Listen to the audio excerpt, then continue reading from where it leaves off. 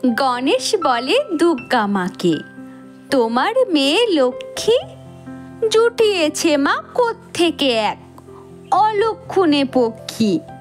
ভাটার মতো চোখ দিয়েও শুধুই নজর দিচ্ছে।